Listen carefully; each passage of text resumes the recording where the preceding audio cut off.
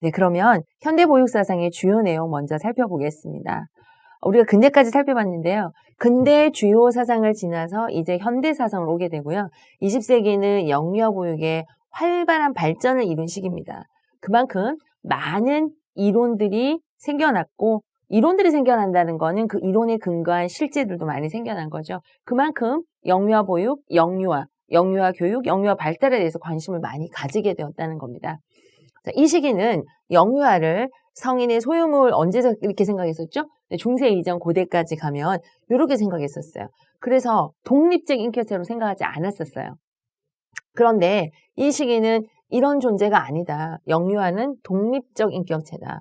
그리고 무엇보다 정말 잠재력이 많다. 이런 존재로 봤고요. 그러므로 가능성이 아주 많다. 이런 존재로 봤죠.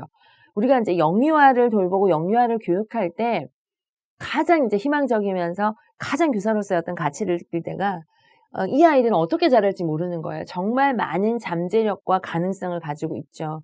그러니까 그런 잠재력과 가능성을 내가 길러낼 수 있다는 거는 교사의 가치고 부모의 가치입니다. 그러니까 얼마나 그 소중한 일을 하는 사람들이냐는 거죠.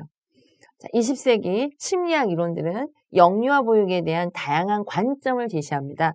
우리가 앞에서 근대 보육사상 이야기할 때도 이야기했지만 보육사상을 왜 우리가 공부해야 되는가? 이 관점 때문이에요.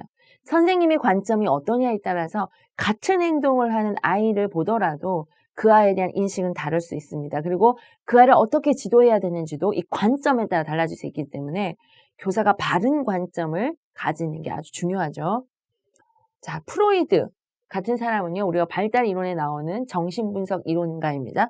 프로이드와 같은 심리학자가 초기 경험이 개인의 인성 발달을 좋아한다는 이론을 이때쯤에 제시를 했는데요. 정말 다양한 영향력을 가진 사람이 바로 프로이드입니다. 프로이드는 이제 발달 이론에서 이런 발달 과목에서도 아주 구체적으로 하겠고, 우리가 이제 뒤에 발달에 대한 이야기를 또 잠깐 언급하겠지만, 프로이드는 이 현대에 있어서 어떤 영향력을 미쳤냐라면, 이 사람은 정신병자에 대한 임상 경험이 굉장히 많은 심리학자입니다. 그런데 이제 그들의 공통점이 뭔가 했더니, 자, 거슬러 가서 초기에 경험이 좋지 않았던 사람들이 성인이 되어서 정신병에 걸린다는 거예요. 그럼 어떤 사람들이었냐? 그 초기에 양육자가 이 아기가 또는 어린아이가 요구하는 이 욕구를 충족시키지 못했을 때 그 아이는 그런 것들이 무의식에 가라앉아 있다가 그 무의식에 가라앉아 있는 부정적, 욕구 불만이라든지 이런 것들이 너무너무 많아져서 나도 모르는 사이에 이성을 뚫고 나오는 거, 그게 바로 정신병이다라고 보는 거죠.